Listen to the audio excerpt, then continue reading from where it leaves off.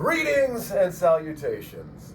I am your pastor of positivity, George Allen West. Today is Friday, January 2nd, and I appreciate you joining me for another episode of Push-Ups, Sit-Ups, and Plenty of Juice.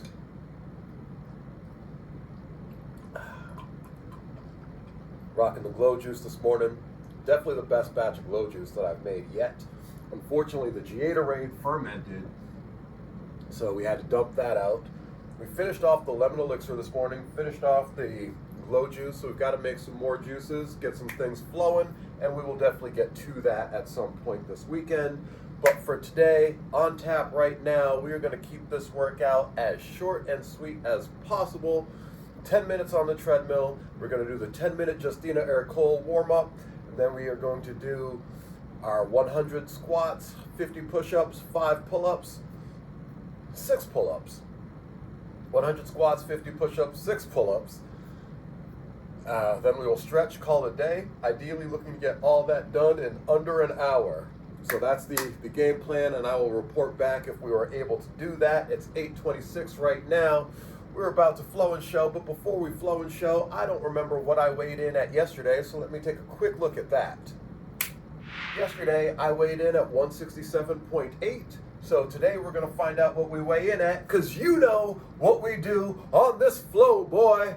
We show, boy, and we throw around electronics. Didn't even make the mat. Got the phone in the left pocket this time.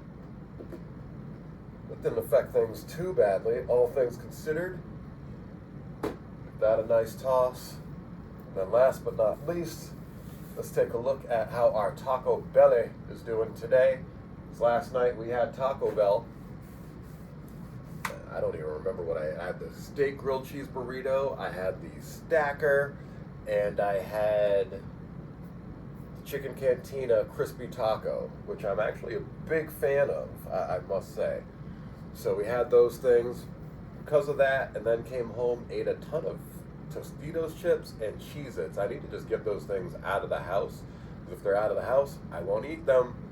Then I had the quarter cup of pumpkin seeds, so that was good at least. Stuck to that, and we are going to next week get ourselves into a really good spot nutritionally. This week has been my worst nutritional week in a long time. The Super Saiyan smoothies have really been my only saving grace, but otherwise I am so off my plans. That's okay, we will get back into them. We're going to take this weekend to clean up, get right, and get into how things should be for next week. So that's what we've got going on with that. Like I said, yesterday we weighed in at 167.8. So let's see where we are at today.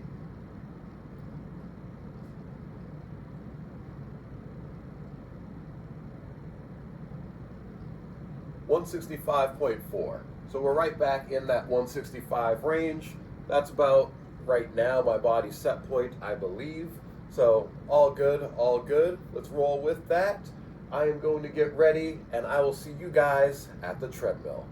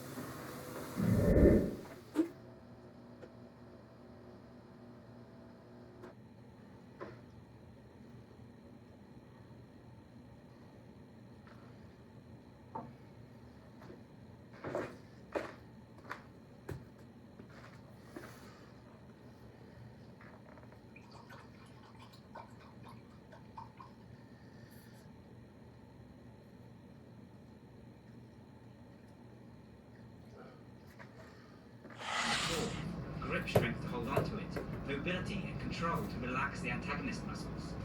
We like to categorize things into boxes. We like to excel in specific areas. But the truth is that we must be all things at all times. We must not view the body and its attributes as discrete compartments, but as a spectrum. We must be adaptable. But this makes things more complicated. Training for a single trait like strength is simple, but when you need to think about all these different aspects of performance, how can you even begin to program that? Well, firstly, I'll say that anything is better than nothing. The goal of this isn't to put you off training. So if you're not doing anything, then joining the gym, starting a home calisthenics routine, starting running, any of those things will do wonders for you. It's once you begin to develop a basic level of strength and fitness that then you can start looking to round out the package. And with that in mind, here are my updated fitness essentials for 2025. This is informed by the conclusions I've come to from over a decade of researching and making these videos. And because this seems like a nice way to summarize the year, I'm also going to be playing my highlights from the channel in 2024 over the top. It's been an amazing year.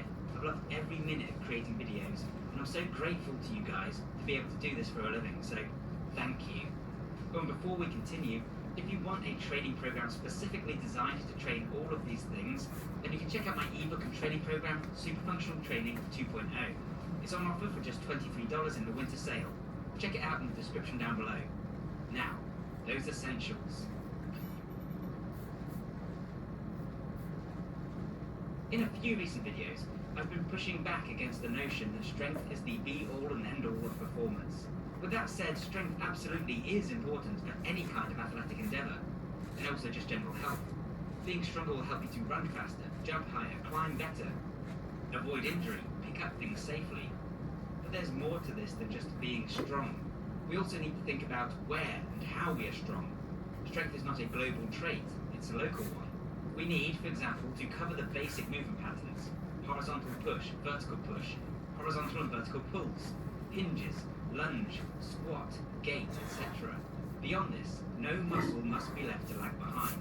It can't be developed in every area, but with weak rear delts or no calves. Not only because it will leave gaps in our performance, but because it will risk imbalance, pain and injury. There is no comprehensive list of movement patterns that accounts for everything. What about straight arm strength? What about dorsiflexion of the foot? What about neck strength, toe strength? And we also need to consider the different types of strength. We need to develop absolute strength, explosive strength, relative strength, strength endurance. We also need eccentric strength, that's lengthening of the muscle. We also need isometric strength, that means keeping the muscle in place. This all means that we should be able to launch something heavy a great distance and generate lots of power, but also lift something heavy several times, walk with it a great distance, or hold it in place for time. These are all related, but they are not the same. To train all these things, we must practice being explosive, practicing our strength endurance, practicing holding different positions, and practice exerting absolute strength. In other words, we must train all angles at all speeds.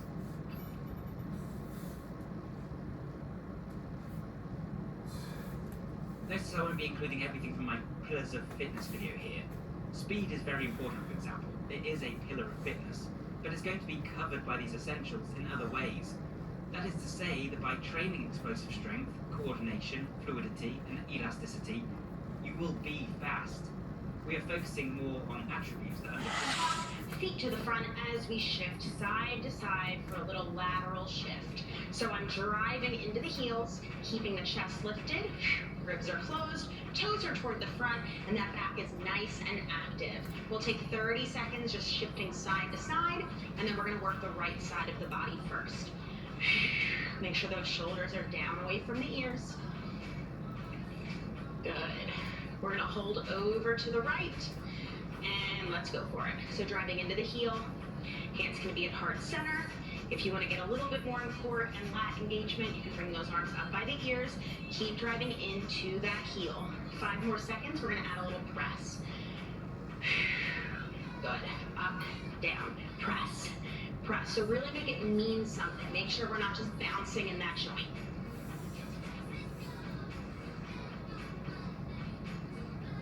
3, 2, and 1. coming down into a runner's lunge. So that back heel is lifted up nice and high, hands are inside of the foot. We're gonna take 10 more seconds in this hold, and then we'll add a little T-spine twist. Perfect. Right arm sweeps up, and bring it down.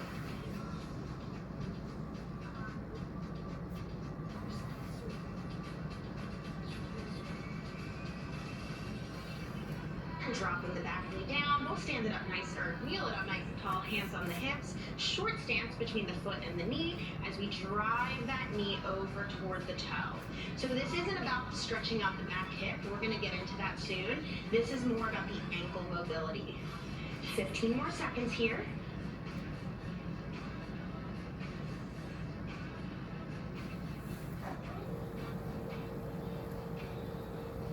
Good, give me one more. Perfect, hold at the top. I want you to tuck your tailbone under, so you should feel a big stretch through the hip flexor.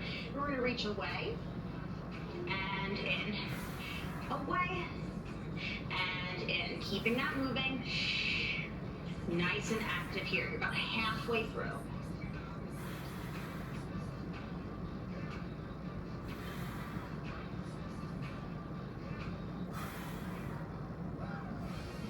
Ooh, give me one more. Perfect, walking it down onto the hands and knees. Take that right leg out to the side behind you. Well, side, not behind you. We're coming into some adductor rocks. So sending the hips back and forward. This should feel really nice on that inner thigh.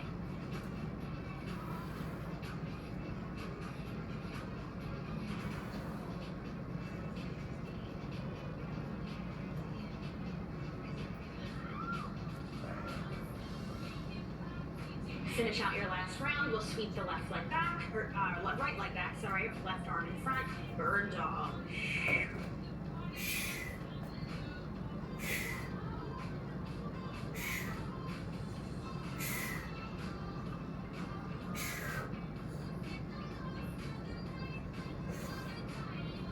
Just about 10 more seconds here, and then we're gonna roll it on up and switch to the other side in 3, in 2, and 1. Hands down, tuck the toes, lift those hips up, walk the hands back toward the feet.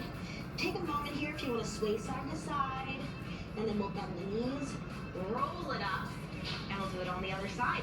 So, starting that clock over from the top, we've got those lateral shifts, left to right. So this is one of my favorite, just kind of like full body warm-up flows to get the joints moving, to get the muscles activated. I find that we kind of hit like a little bit of everything very quickly. So especially if you don't want to spend a lot of time in your warm-ups, it's a really good one. 10 seconds here.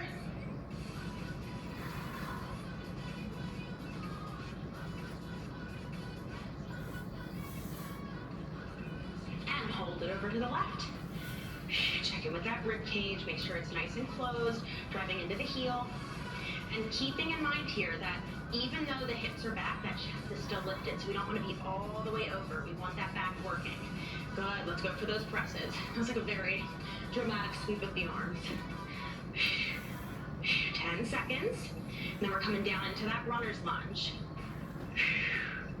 4, 3, 2, and 1. Bring it down, hands inside that foot. Good, keep pressing down into that hip.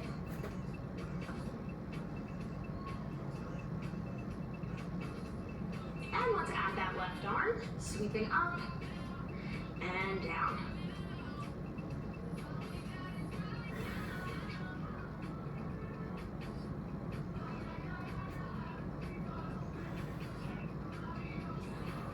And finishing that out, let's drop the back knee, coming up into our half kneeling position, shifting the knee over the toe, and coming back. Remember again, this isn't so much about the hip, this is more about the ankle complex.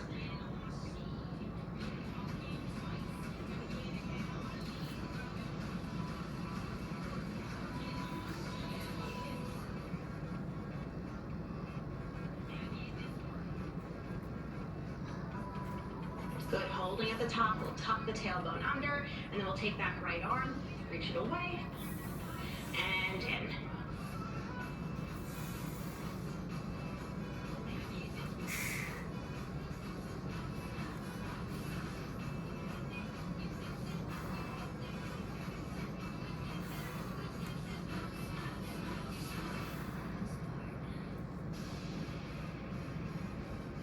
finishing out your last one, we'll untuck the tailbone, bring the hands down, left leg out to the side as we sit those hips back and forward.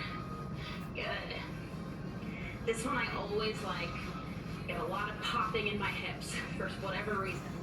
You got 15 seconds left. Remembering that with pain, as long as there's, or with popping, as long as there's no pain, then we're good.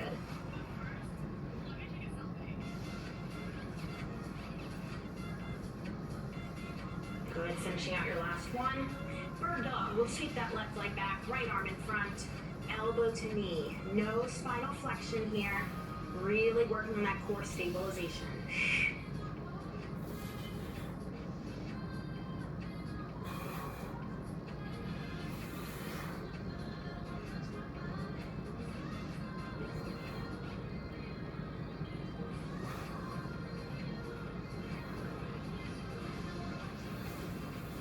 Very nice. And let's drop the booty back to the heels. One more thing here. Tops of the hands down. We'll take a little wrist stretch. This is a part of mobility that I feel a lot of us neglect, and so many of us have weak wrists or just wrist mobility issues. Let's switch, palms down, reverse wrist rockers. So implementing these before, after, on rest days, I mean, these two things right here are some of the best things you can do for your wrists. Good, give them a little shake, and we are all set. So that again, that can be a great little rest day stretch. That could be a mobility warm up for yourself on a full body workout day. You can use that any way that you like. Any questions, let me know, and I will see you in the next one.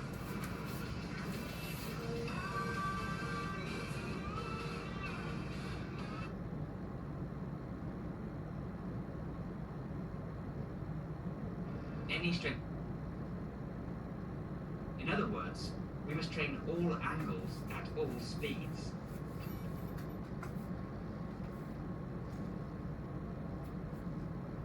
Notice I won't be including everything from my pillars of fitness video here.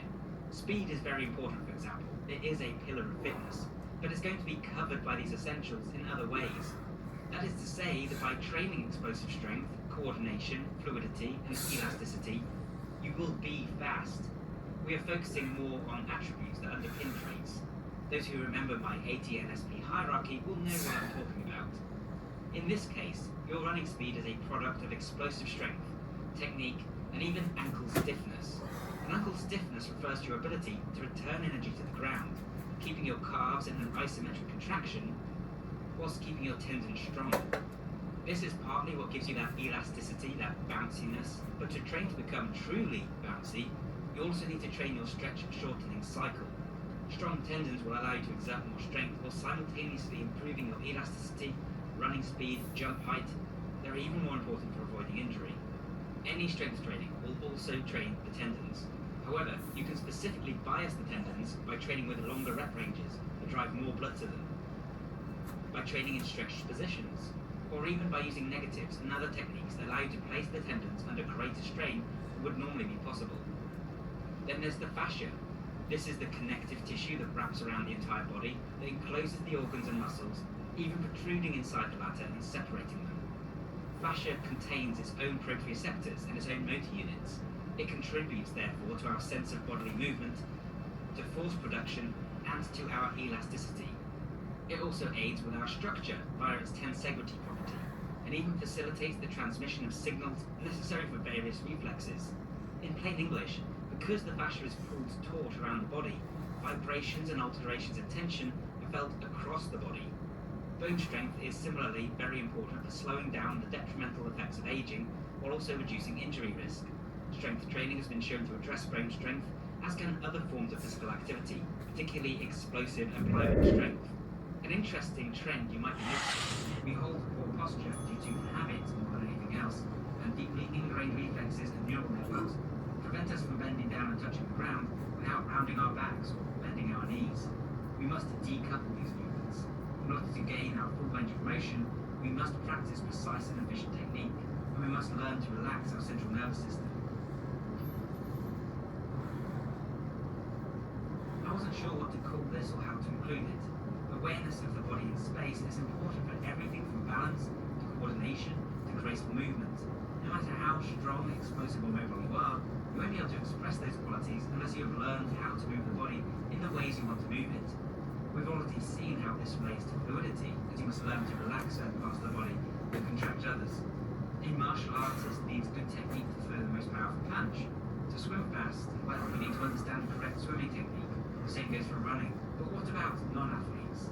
Well, there is a certain amount of technique that is required by everyone. We simply don't have many cases. When someone tells you to hinge your hips, do you know what that means? Can you truly do it? Can you anteriorly and posteriorly tilt your pelvis? Tract your shoulder blades? This category closely overlaps with cognitive flexibility and mobility and fluidity. This is a spectrum too, but the simple take-home is that all of us need to practice a certain number of movement techniques so that we will have a basic movement vocabulary. This will prevent injury, result in more powerful and efficient movement, and allow us to more quickly acquire new skills and abilities. I could make an entirely separate video about the aspects of mental performance that we should train, and perhaps I will. But for now, they include the likes of sports vision, which is our awareness of surroundings and is closely tied to our working memory. Movement requires us to divide our attention across our limbs while also being mindful of our environment. Thus, we must hone the senses themselves and realize that we experience them again not discretely, but as a single visual spatial representation of the outside world. We must hone our decision making. We must foster our ability to learn through brain plasticity. We must work on emotional regulation so that we remain in charge of our emotions. Emotions actually play a bigger role than you might think in performance. Our ability to stay calm will enable us to effectively move our bodies and maintain fluidity. Our ability to focus will allow us to be more accurate with our movements and to avoid distraction. As we'll see in a moment, health is very important, and our ability to maintain our emotional regulation is crucial for our health. Stress can be catastrophic for our health. Ultimately, I chose the term cognitive flexibility because that's what truly high performance and truly great fitness requires. The ability to go from alert and aware to relaxed and calm to focused and honed in. It means being able to change our mental state and our focus on the fly to adapt to a changing environment. And in fact, adaptability is a key term that should apply across any discussion of total performance. This is another truly broad category that can also encompass all those that I've previously listed. But health is truly the foundation of all performance and fitness. You cannot be fit if you are not first healthy. This is why I made the argument that PEDs are not functional. This point was lost on some commenters in that video, who told me that athletes wouldn't use them if they weren't functional. But they are wrong. If a substance harms your health, it makes you less fit. Maybe not in the short term, but in the long term. PEDs are banned, at least in part, because athletic coaches would otherwise be incentivized to pump their stars with drugs, destroying their long-term health in the process and their athletic careers. They are functional for the team, perhaps, for the coach, but not for the athlete. You are not functional if your heart stops beating. Those aspects of health not covered by these other categories include things like health of the organs, the blood vessels, and the various crucial processes that allow us to do everything else. We can improve our chances of good health by eating well, maintaining a good balance of activity to rest, avoiding habits we know will be detrimental to us, etc. This should always take the priority. So how do you train all of this? I wanted this video to be motivating, but I do recognise it could have the opposite effect. Essentially, I'm saying it's not enough to simply lift weights at the gym. You need to be doing a million other things as well. Unfortunately, this is the inescapable conclusion of all the research I've done on this channel. I set out with the goal of training like Batman, and I believed I could do that by just getting stronger, by just working harder. But the truth is far different. Performance is as infinitely complex and nuanced as the human body itself. I wish I could tell you it was simple, but it's not. Remember what I said up top, anything is better than nothing. As soon as you pick up a weight or join a class, you're improving your performance and your fitness. And with so many equally important aspects to train, this also opens up countless opportunities for you to hone and express your body. But the other surprising takeaway from this is that optimizing for all these things is impossible. The amount of precise training methods and biohacks and protocols you'd be required to follow would simply be unrealistic. This is why Batman remains in the realm of fiction. But that isn't to say we can't train all these things though. The answer is, ironically, to kind of forget about it all. To practice moving the body in as many varied and expressive ways as possible, to introduce new variables constantly, to keep learning, to leave no stone unturned. This is why open skills, why compound movements, why trail running, why dancing and martial arts, why kettlebell training, all of it builds greater adaptability and resilience. It trains so many aspects of everything that we've discussed here without us having to think about it. It's not about optimizing to make one thing best it can be, it's about letting go and going with the flow. Finally, if you did want some kind of roadmap for moving forwards, the thing to consider is, where is your biggest weak point right now? Are you lacking mobility? Are you weak? Do you have health issues that you could address? Start here and you'll bring up all your other attributes as well. Some of this will be universal as well.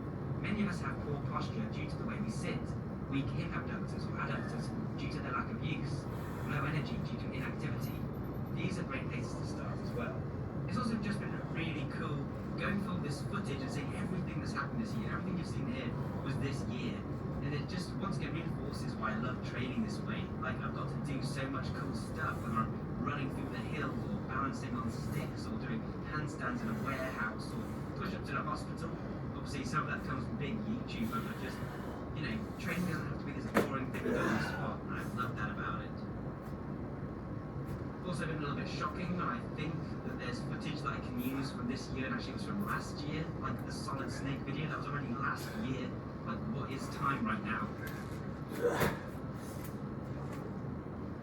You might also have noticed some clips out here that you don't recognise from videos, and that's because they're kind of teasers for things that are coming up next year. I filmed them this year, like the stuff in the Japanese temple, and the stuff on the rooftops, and even that kind of unlit area. But all that's coming. I've got some really cool, exciting projects to reveal in 2025, so I hope you'll join me for it. I also got to film on a pirate ship, and I can't really talk about that or show it yet, but here's just a very little clip. Yeah, it's been a cool year with some cool surprises to come. So taking all this in mind, how do I think that 2024 has gone for me personally? Well, it's been quite good actually. I think, well, for starters, I've massively improved my back, the back pain. This video is for all you guys and girls who want to get into fitness, but who don't want to make it your entire personality. It's for those who want to feel a little better, have more energy.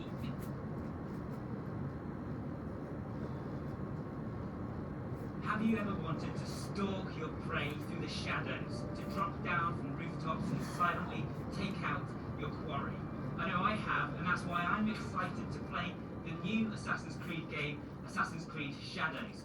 And it's why I was also super excited when Ubisoft contacted me and asked me to design a workout to help people train, just like Ezio and the gang. So, I put together a short routine that anyone can follow to move like a character from Assassin's Creed. And in this video, I'm going to explain to you why I chose those moves, how they work, and how you can adapt them to your own training. That's right, your boy, the Bioneer, has now officially got one of his superhero workouts endorsed. But I wasn't just making a training plan to move like Ezio or newcomers Naue and Yasuke. This was a training plan for the whole Assassin's Creed franchise. So, we had to look back on the history of the series and all the different settings. How could an accessible workout program help you to row like a pirate, fight like a Spartan, and wield great strength like a Viking? The good news is that all these characters have some commonalities, which would serve as the perfect starting point. Actually, throughout the franchise, the characters have always moved like fictional ninjas. They've always been about agility, parkour, running across rooftops, dropping down silently and rolling. And this is something that really interests me because, as you guys know, on this channel I've explored ways to train just like many fictional characters, like Batman, like the Red Hood. Alright, 1 minute. Starting now.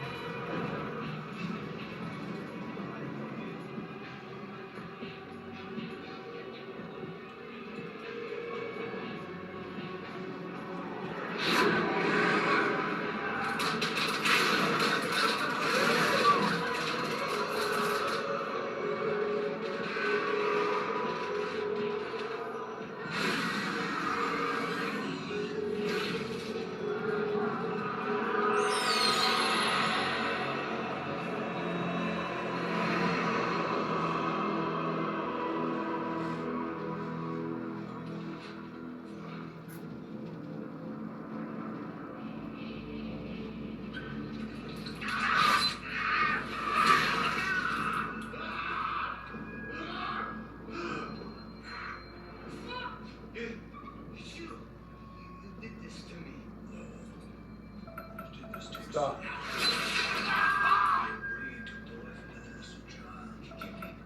Stop. To explain, please. Can't give you time. Devil can serve you. I'll tell you what I will do, though. I'll give you a tool to reclaim your life and to discard the vices that have so corrupted your soul. I don't have a fucking soul. Like you will in the next life, Cecil. You see, things aren't sequential. What doesn't lead to good lead bad to bad. People steal, don't get caught. Live the good life. Others lie and cheat. They get elected. Some people start to help a stranded motorist. Taken out. You're speeding set alive. There's no accounting for it. How you play the cards you're dealt does not matter. Look at me. You understand what I'm saying to you? Yeah. I understand. Fucking nuts.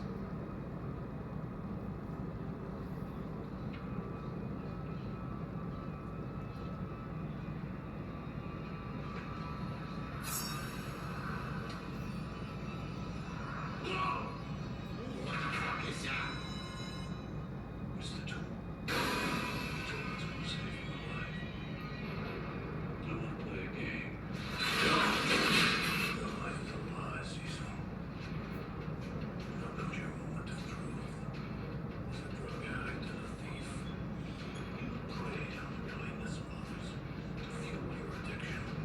Today, we're bringing the ugliness inside you out into the open. No more for you to stay alive. We have to match your face with the ugliness of your soul. Just lean forward into the knives with your face. Press hard enough. You release the arms of the restraints that bind you. Press hard though. And you'll be free. You sick fuck. Fuck you. Or you can sit idly and bleed out on the floor. Live or die, Cecil.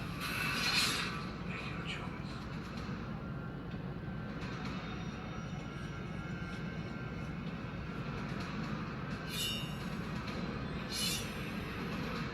Fuck you. Sick.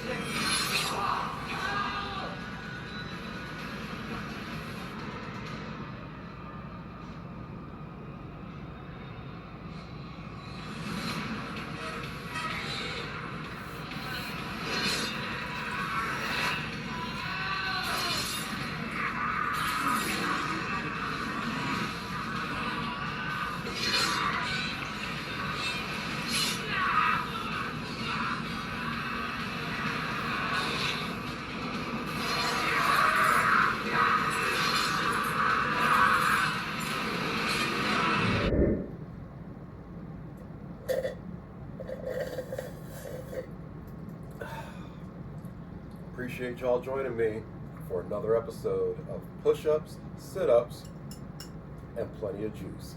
This has been I Am Your Pastor of Positivity, George Allen West, reminding you to cherish your life.